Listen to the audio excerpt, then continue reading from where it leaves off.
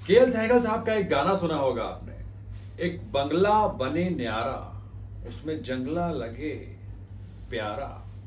ये बंगला और जंगला का जो चक्कर है ना, ये अब जरा पुराना हो रहा है। क्यों?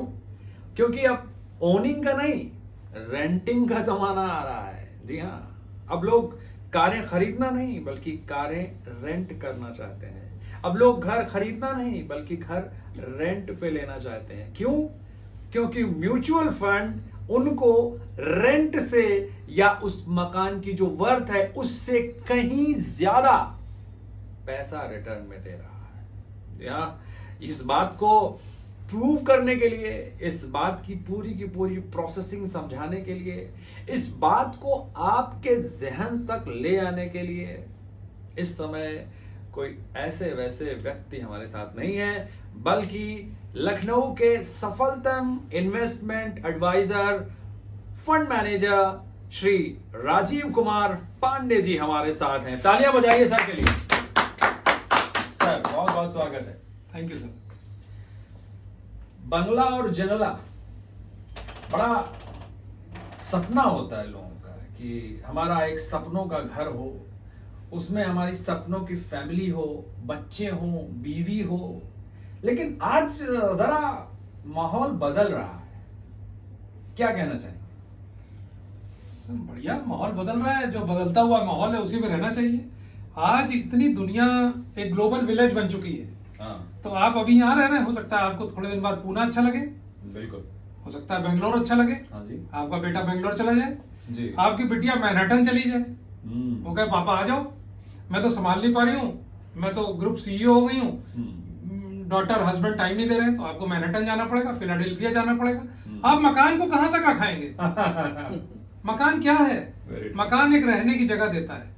आपका जो भी संपत्ति है, आप उससे जितना बड़ा मकान ले सकते हैं, रेंटल को उससे बड़ा ले लीजिए ना।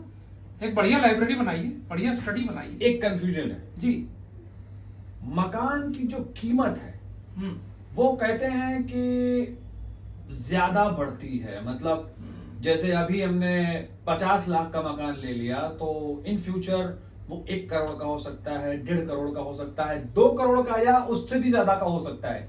क्या म्यूचुअल फंड मकान खरीदने का विकल्प हो सकता है? और अगर हो सकता है तो उसको कृपया प्रमाण सहित आप प्रदर्शित करें हमारे दर्शकों। मैं दिखाता हूँ।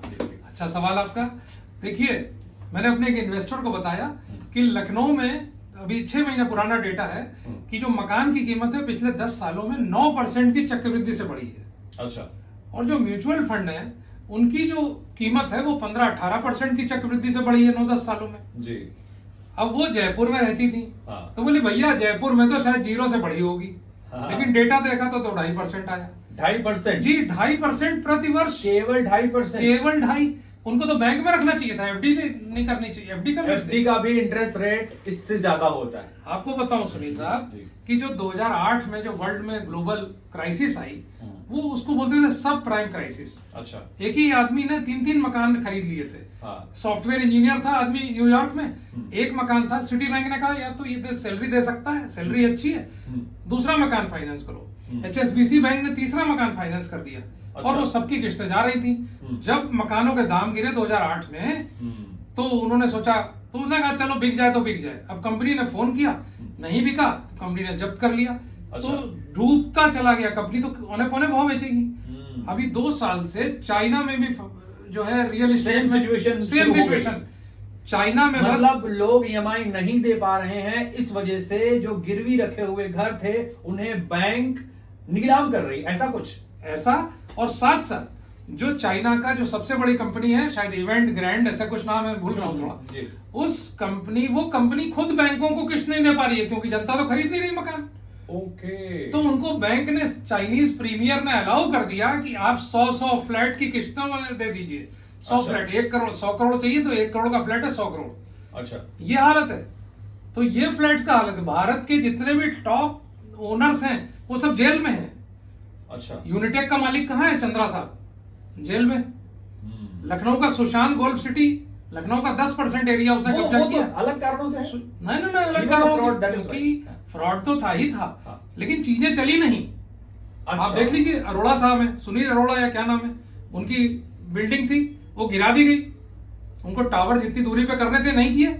मेरा सवाल ये था पांडे सर कि जो हमारा एसेट्स की वैल्यू है और हमारी जो म्यूचुअल फंड की वैल्यू है जी, एक डेफिनिट टाइम पर, जैसे कि 5 साल मान लीजिए, 5 साल में म्यूचुअल फंड का इन्वेस्टमेंट और हमारा कोई प्रॉपर्टी है उसका इन्वेस्टमेंट, अगर इन्वेस्टमेंट के लिहाज से हम उसे खरीदें तो 5 साल बाद दोनों की जो रिटर्न मिल रही है उसका कंपैरेटिव प्रूफ क्या है?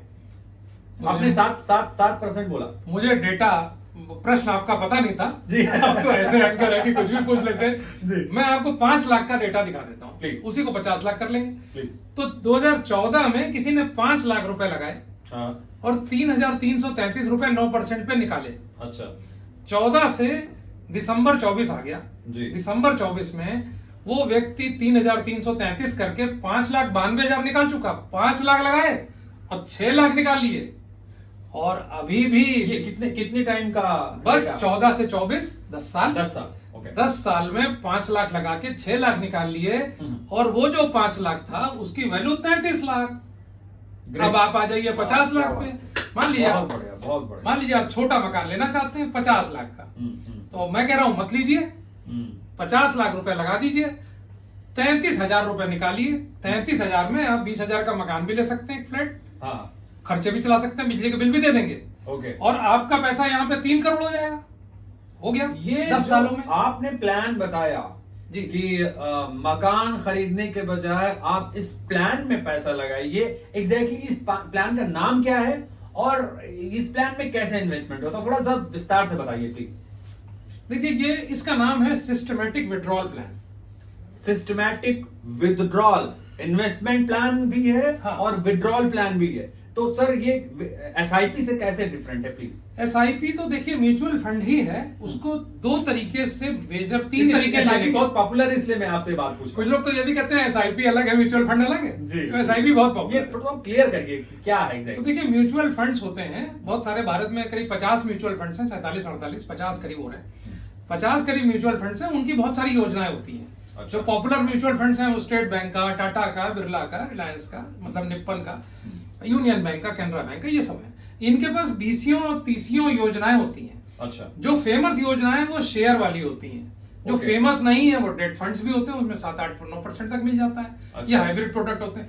जो शेयर वाली योजनाएं होती हैं वो भयंकर प्रॉफिट देती हैं।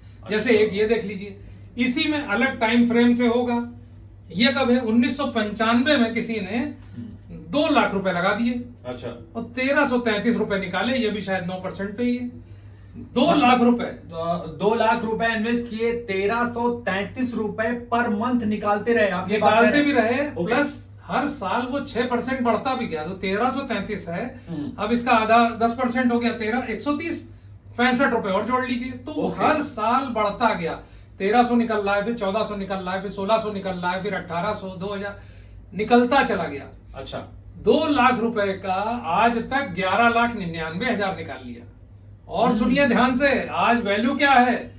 आप इसको जोड़ना मुश्किल हो जाएगा, गिनना मुश्किल हो जाएगा। कई दहाई, सैकड़ा, हजार, 10,000, लाख, 10 लाख, करोड़, 3,57,00,000 से भी ज्यादा इनके उस फंड की वैल्यू है जो उन्होंने 1995 में इन्वेस्ट किया था। म्यूचुअल फंड, जी जी जी, म्यूचुअल फंड में इन्होंने 1995 में 2 लाख रुपए इन्वेस्ट किया था और ये बराबर पर मंथ 1,333 रुपए। उसके बाद 6% इन्फ्लेशन जोड़ते जाइए, कभी 14, फिर 15, फिर 16, इस तरह से करते हुए 1,500 से 2,000 रुपए तक निकालते भी रहे। और इनकी जो वैल्यू है सन 2024 की बात कर रहे हैं हाँ, 6 महीना सन 2024 में इन्होंने 11,99,610 रुपए विड्रॉल किए और साथ में इनका जो कैपिटल फंड था जो इन्होंने इन्वेस्ट किया था उस पर जो रिटर्न मिल रहा है वो 3.5 करोड़ का मिल रहा है। क्या बात है भाई साहब, मतलब कहाँ है ये सब आप चीजें? समझिए सर, ये कहाँ है चीज है ये सब? पता ही नहीं है जी। जो हमारे अखबार हैं वो हमको बता ही नहीं रहे हैं। कहते तो हैं पत्र ही नहीं मित्र भी, लेकिन हमें जानकारी नहीं दे रहे हैं। ये पूरी दुनिया फिर प्लॉट के पीछे क्यों भाग रही है, मुझे समझ नहीं आ रहा। सर पुरानी बातें हैं, जो पुरानी बातें हैं लोग करे जा रहे हैं। आज भी 50% लोग इन्वेस्ट कर रहे हैं प्रॉपर्टी में, डाकखाने में जा रहे हैं, वहां लोगों को डर लगता है। अभी 77 78 साल डर में डर डर डर डर अभी डर बहुत बड़ी बात कही आपने। अभी आजादी मिले 77-78 साल हुए, ज्यादा नहीं हुए। हम लोग बहुत गरीब थे, 71 तक 77 तक पैसा, चावल भी गेहूं बाहर से आता था, अमेरिका से आता था। तो अभी भी गरीबी हमारे पेरेंट्स में गई नहीं है, वो हमको अलाउ नहीं करते, और हम भी गरीब ही, हमारे रिश्तेदार गरीब हैं। सर आपने ये जो डर वाली बात कही, ये हमारे जो दर्शक है, जो मुझे देख रहे हैं, हम लोगों को देख रहे हैं, हमारी बातें सुन रहे हैं, ये जरूर ये सोच रहे होंगे इतनी बड़ी बड़ी बातें, और 3-3.5 करोड़ के रिटर्न की बात कर रहे हैं, 2 लाख रुपए 95 में लगा के। अब मैं अगर इन्वेस्ट करता हूं, ध्यान दीजिएगा सर जी जी, आज की डेट में सन 2025 में अगर कोई 2 लाख रुपए इन्वेस्ट करता है, तो बिना डरे वो कैसे ये सुनिश्चित करे कि आज के 20 साल बाद उसका 2 लाख रुपया इसी गति से आगे बढ़ेगा, इससे कम नहीं होगा? डर क्यों ना लगे? डर इसलिए ना लगे, जैसे कोई मेज है हाँ। तो वो नहीं गिरती, तो इसके लिए कम से कम 4 पाए होते हैं। बहुत बड़ी मेज है अगर 50 फुट की, तो 20 पाए होंगे। अच्छा। हमारा जो म्यूचुअल फंड है उसमें 100 पाए हैं। ऐसे ऐसे फंड हैं कुछ कुछ जिसमें जिन्होंने 150, 180 शेयर्स खरीदे हुए हैं। अच्छा। औसतन 50-60 शेयर तो खरीदते हैं। तो मान लीजिए बाटा का शेयर है, तो क्या जूता बिकना बंद हो जाएगा? कॉलगेट का शेयर है, तो क्या कॉलगेट का मंजन के बिना काम चलेगा?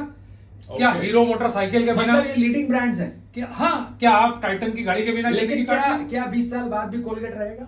नहीं रहेगा, तो फंड मैनेजर को पावर है ना।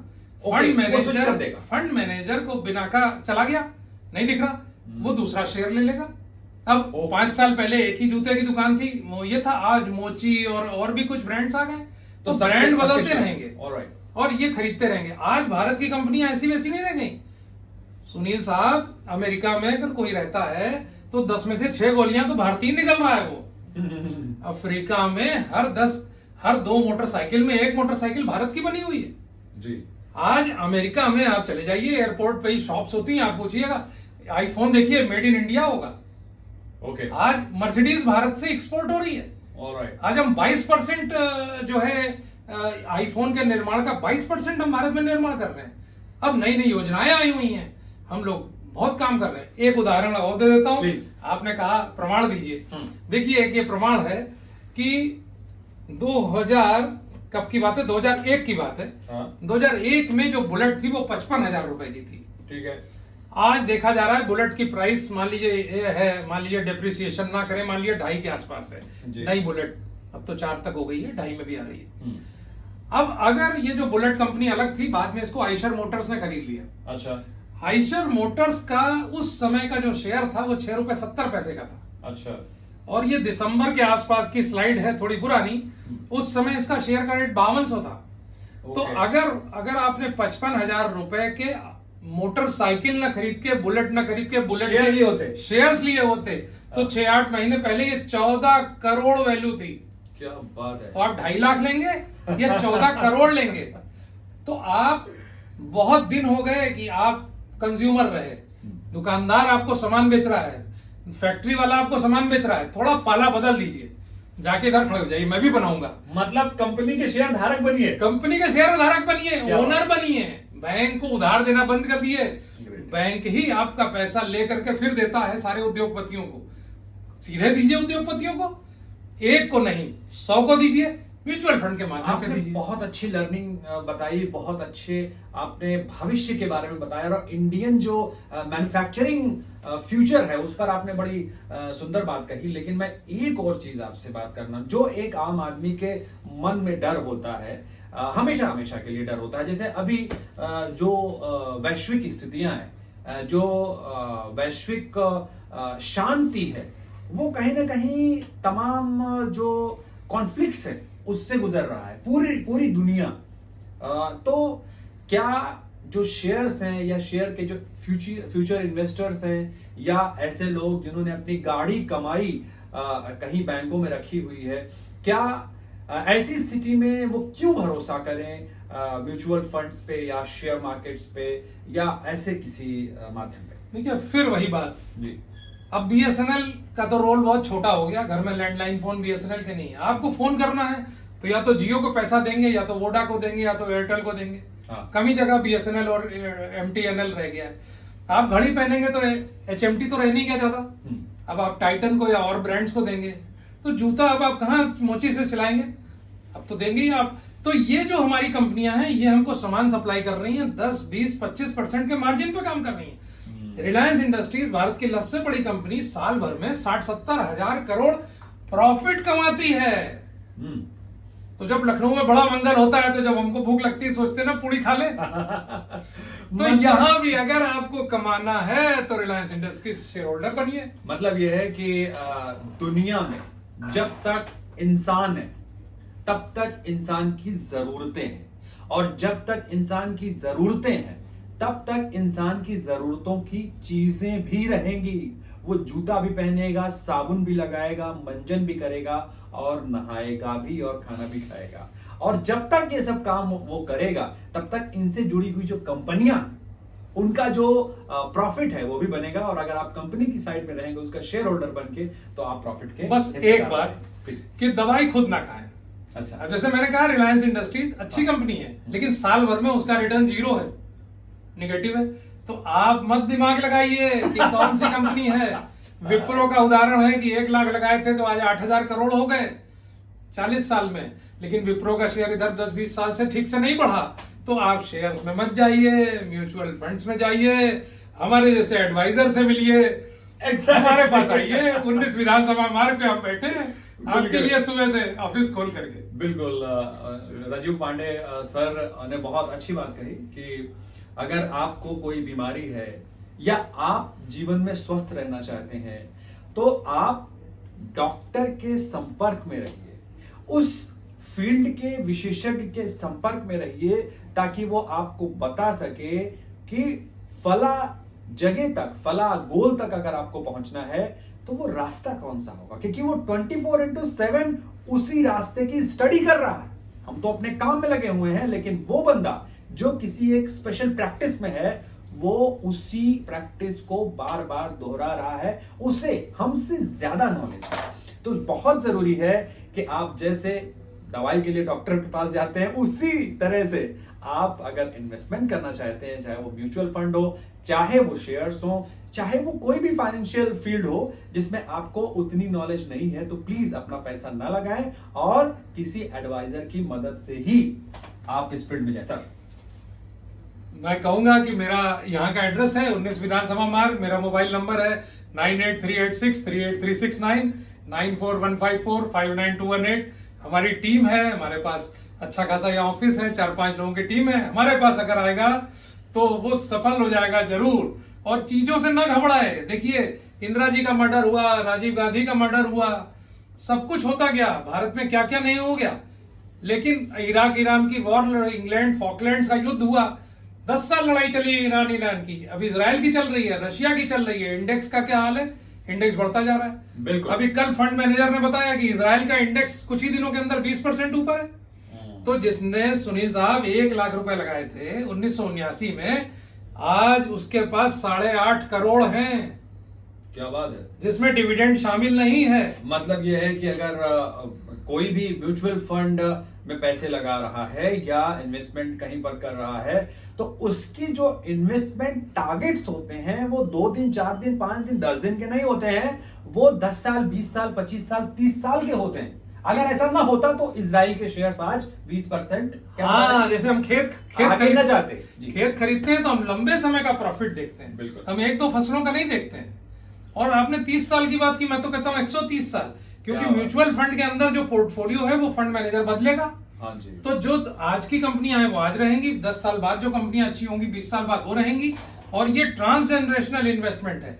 कोई भी व्यक्ति जब नहीं रहेगा इस धरती पे, उसकी प्रॉपर्टीज को इनहेरिट करने में अन्य जगह जो दिक्कतें आएंगी, सबसे कम दिक्कत म्यूचुअल फंड में है। मतलब ये this is the best product sir. अगली पीढ़ी के लिए आप खेत खलिहान ही नहीं बल्कि अपने शेयर्स भी छोड़ के जा सकते हैं, और वो भी सिक्योर रहेंगे, और उनके लिए बहुत बेहतर तरीके से नॉमिनेशन की भी सुविधा होती है। आगे चल के कोई झगड़ा, झंझट, मेड़ और नाली का विवाद भी नहीं रहेगा, और बिल्कुल सिक्योर इन्वेस्टमेंट। तो सरकार भी विज्ञापन करा रही है। हमारे सचिन जी और महेंद्र सिंह धोनी भी बता रहे जी। हैं कि म्यूचुअल फंड सही है। सही है, बिल्कुल। तो म्यूचुअल फंड सही सही है है। और मैं ये कहना चाहूंगा कि आपको रिस्क लेना भी सीखना होगा जिंदगी में, क्योंकि जो रिस्क नहीं लेते वो आगे नहीं बढ़ते और मंजिल उन्हीं को मिलती है जिनके सपनों में जान होती है। पंख से कुछ नहीं होता यारों, हौसले से उड़ान होती है। बहुत बहुत धन्यवाद। एक छोटी सी बात और, प्लीज। रिस्क करीब करीब जीरो। क्यों? रिस्क हुई कुबेर में, रिस्क हुई सहारा में, रिस्क हुई तमाम कंपनियों में। यहाँ केवल वोलेटिलिटी है। जी। आपने पैसा लगाया, साल भर पहले 86,000 इंडेक्स था, इस समय 82,000 इंडेक्स है, तो इसमें पैसा डूबा नहीं है। आप 5 साल के लिए लगाएंगे तो आपका पैसा 4-5। केवल अवेयर होना बहुत जरूरी बढ़ है, जाएगा। आपको डेटा को जानना जरूरी है और डेटा को आप ना भी जानना चाहें तो आपको किसी एक्सपर्ट से मिलना जरूरी है। तो आज राजीव कुमार पांडे जी ने अपने 18 विधानसभा मार्ग के 19 विधानसभा मार्ग के इस ऑफिस में आप सबको इतनी सारी रतन जानकारी- स्क्वायर के ऑपोजिट, स्टेट जी। बैंक के नीचे, आकाशवाणी के बगल में। और इस समय ये बहुत बेहतरीन टाइम है। बाकी जगह की मार्केट बढ़ी है, भारत की मार्केट अभी डाउन है 1% का हमारा। आज हम 28 जून 25 को ये वीडियो बना रहे हैं। 1% हमारा टैक्स कम हो चुका है। रेट कट, और भी रेट कट होने वाला है। अमेरिका में रेट कट होने वाला है। पैसे की बाढ़ आएगी, इसमें लगाइए। बस एडवाइजर से मिलके और रिस्क जो है वोलेटिलिटी को ध्यान देते हुए जो गोल होगा उतने दिन को बता करके और ऊपर नीचे के लिए तैयार रहिए। हमारे पास आइए। नमस्कार। म्यूचुअल फंड सही है।